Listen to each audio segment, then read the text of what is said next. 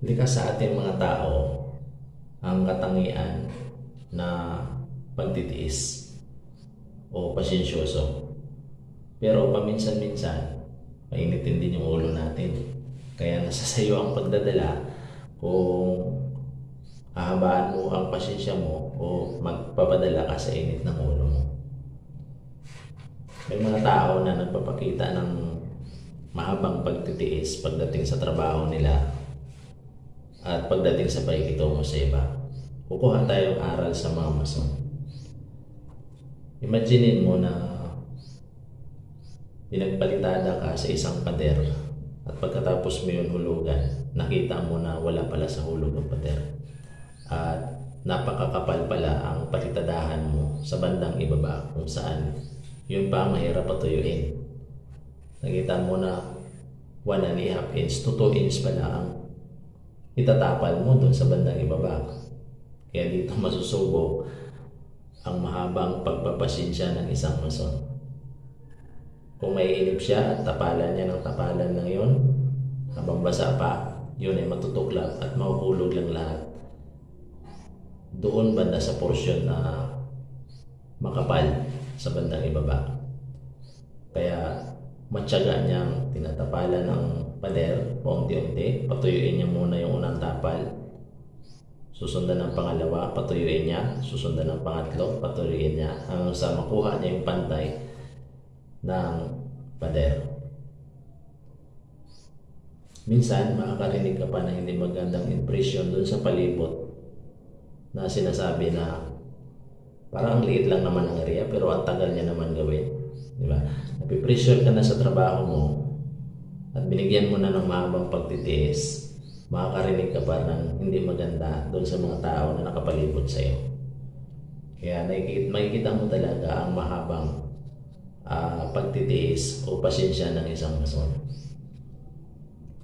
Kaya kung ikaw mainitin ang ulo mo at maiksi ang pasensya mo, maghanap ka ng profesyon na nababagay sa katangian mo. Kung nagpaplano ka na magiging isang guro o magiging isang teacher, tapos hindi nagbago yung ganyang attitude mo, huwag mo nang ituloy. Baka hindi lang maganda ang kalalabasan balang araw.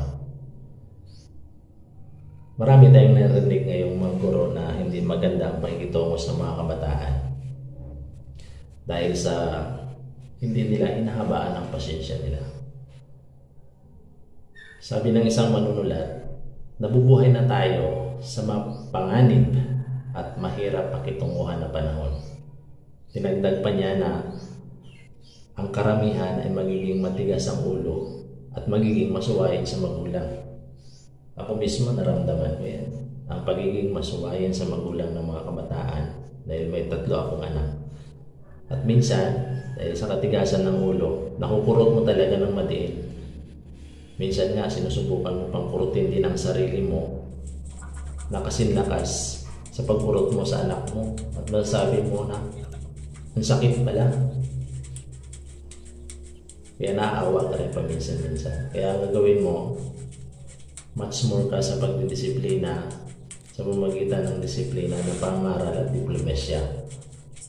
Dahil naawa ka naman kung mapapatulan mo yung kabataan. Kaya kayo mga teacher, mga guro, dahil kayo yung pangalawang magulang, habaan niyo yung pasensya niyo. Kasi yung mga magulang ng mga kabataan, sobrang haba ang pagtitiis nila, pasensya nila sa mga anak nila.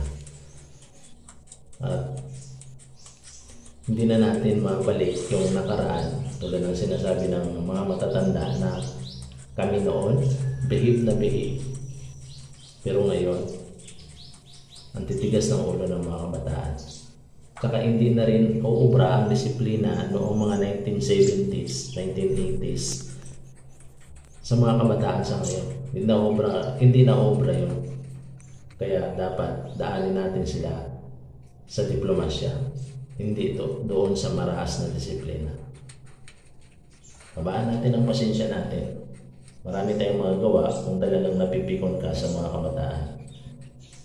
At ikaw mismo, alam mo yung gagawin mo kung paano mo i-handle ang mga kabataan. Kaso lang, iniiksian mo lang ang pasensya mo. Kailangan mo siyang habaan.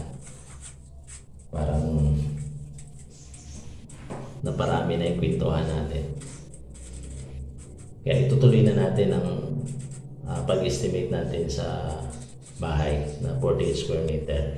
Pero kung bago ka pa na sa channel na to, pwede kang mag-subscribe at pindutin mo rin yung notification bell.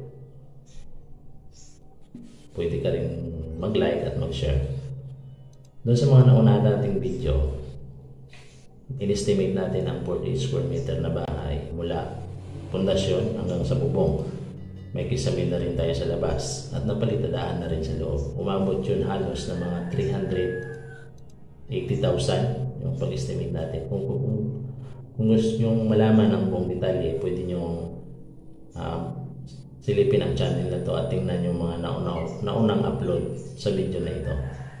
Ngayon, i-estimate natin naman ang palitada sa labas, mga poste at mga biga sa labas. Kaya subaybayan nyo. Okay, ito na yung ini-estimate natin na bahay. 8x6, 48 square meter. Nakaraan natin mga video, estimate natin yung palitada sa loob. Yun. Kung gusto nyo masilip, tingnan nyo na lang dun sa channel na to. Nauna lang dito ng mga 4 na araw. Ngayon, estimate naman natin palitada sa labas. Poste, wall, tsaka biga. Kaya sundan nyo. Ang una natin gawin, yung mga wall muna, paikot. Okay.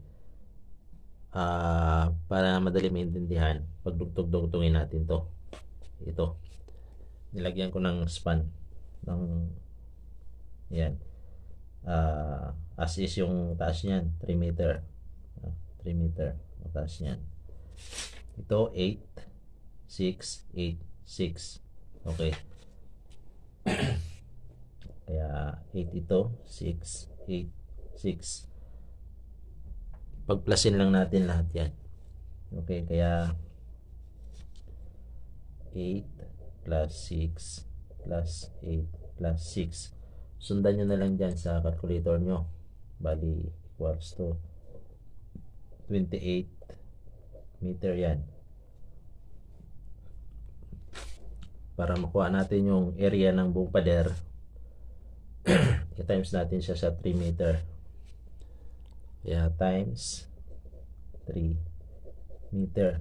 Kalalabasan yan is 84 square meter. Yun yung area na wall na papalitadaan natin. Paikot. Okay. Dito sa ports na to, may wall din to na kalahating metro sa taas bago pababa. Kaya kunin din natin yan. Yan. Ang sukat nito is 1.5. Dito is 3 meter. Dito 1.5. Kaya pag tinutan mo yun, is 6 meter. 6 meter times yung wall sa taas is kalahating metro, 0.5 meter equals to 3 meter. Okay, equals to 3 square meter. Ngayon, isunod natin yung mga poste. Bali, ito muna mga poste.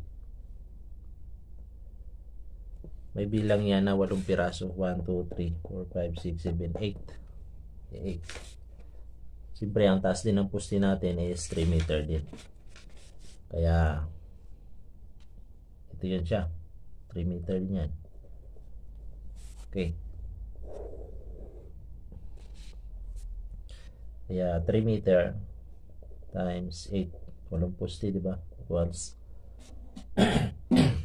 24 meter. Okay, 24 meter. Ang pag binagdugtong-tugtong mo silang 8, 24 meter yan. Ang haba. Ngayon, ang laki ng poste natin is 30. ito magmula rito punta rito is 30. Tapos may nakaangat pa sa pader na 4 meter kabilaan, kaya 30 cm. Okay, 30 cm, 30 cm yung laki niyan. Tapos 4 cm kabilaan, kaya 38 times 0.38 meter. Yan. Pag sa centimeter kasi yan is 38 cm. Convert mo sa meter is 0.38 meter. Okay. Sundan nyo na lang dyan. Kaya ang total niyan is 9.12 square meter.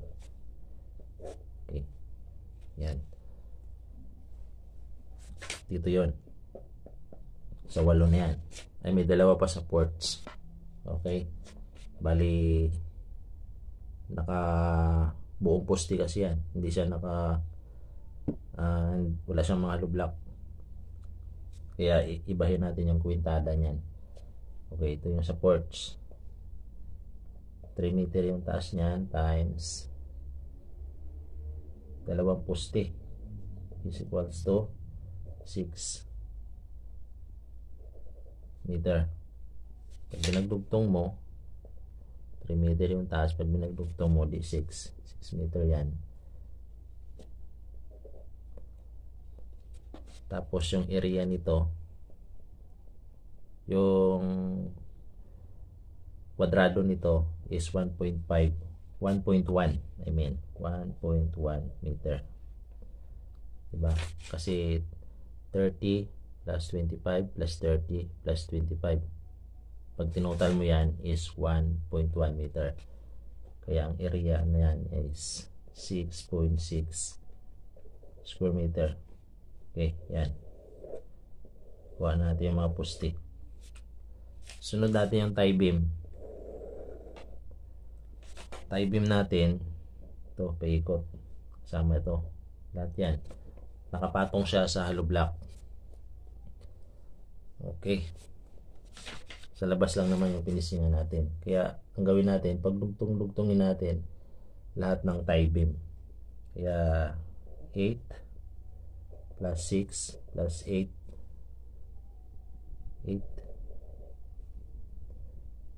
plus 6, bali ito yun,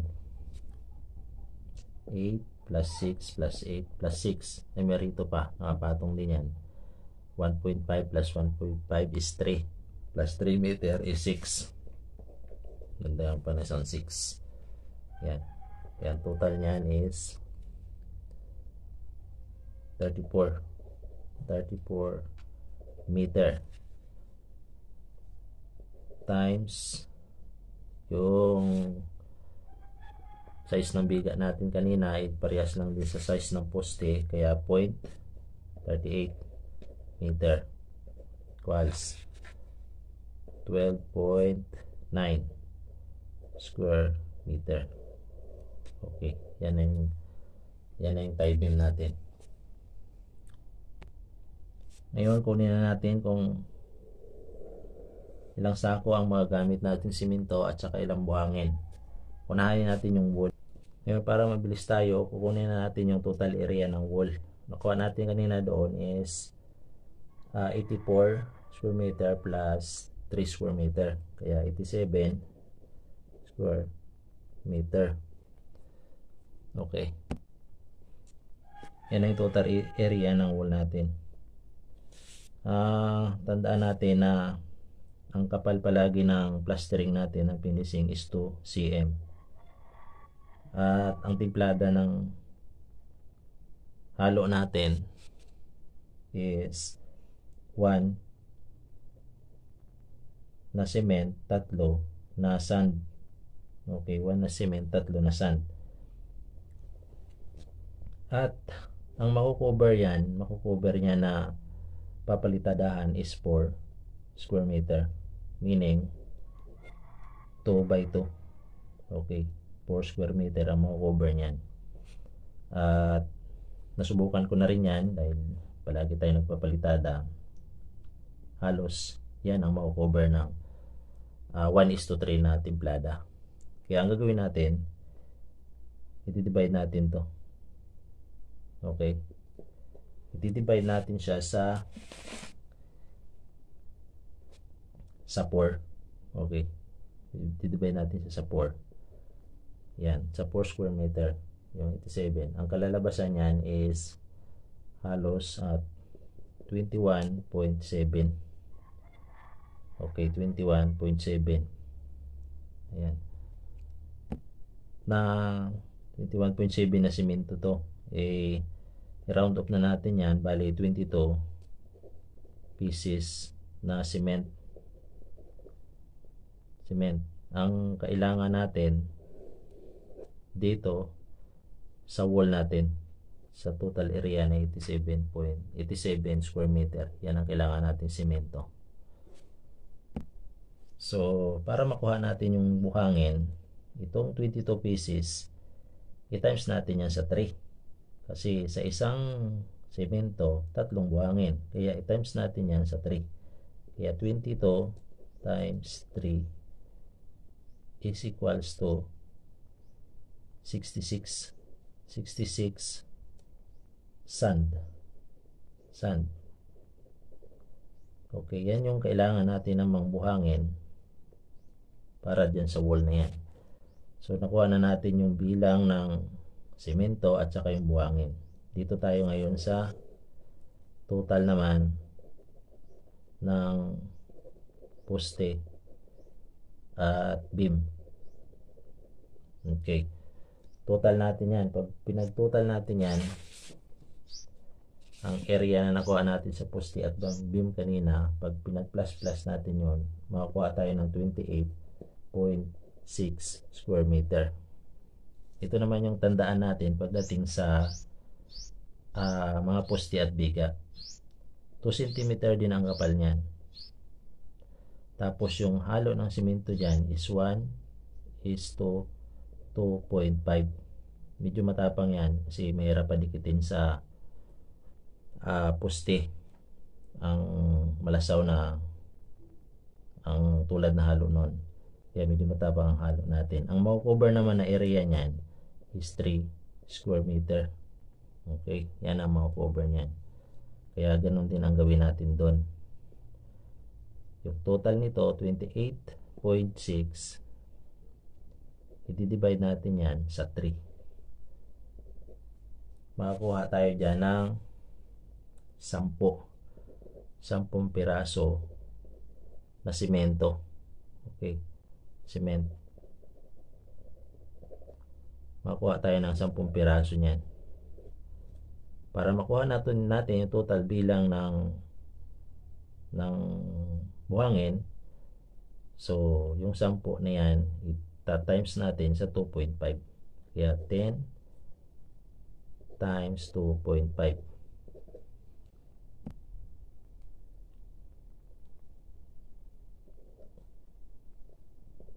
Okay, 25 pieces o sako ng sand. Yan na. Nakuha na natin yung total ng sand sa biga at saka total ng simento sa tie beam at mga poste. Presyohan na natin to. Ilang simento ngayon sa wall? 22 plus 10 is 22 plus 10 is equals to 32. Okay, 32. Ngayon, ang presyohan ng isang simento is 240. Ang total niyan is 7,680 pesos. Ngayon, ang sand naman natin, nakuha tayo dun sa wall ng 66 plus 25.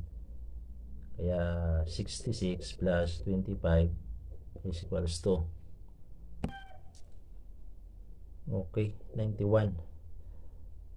Ang presyohan ng isang buhangin is 40 pesos. Okay, 40 pesos yan. Depende sa lugar. Pero kung per cubic ang kunin mo, pag sinubukan mo mismo isako ng buhangin, Ganun din ang presyo ng kalalabasan. Kaya ipirsa ko na lang natin ang presyohan nito. Makukuha ka tayo dyan ng 3,640 pesos. Yan. So kung total natin yan, so 11,320 pesos. Okay. Ito na. Kailangan natin na budget para sa palitada sa labas ng 48 square meter. So kailangan mo yung 11,320. Okay. Sa susunod natin mga video, pipinturahan na natin. Unahin mo natin sa loob. Tapos sa labas. May mga kisame pa tayo. Ilang kaya ang abutin ng 48 square meter. Okay. Abangan nyo lang sa sunod natin mga video.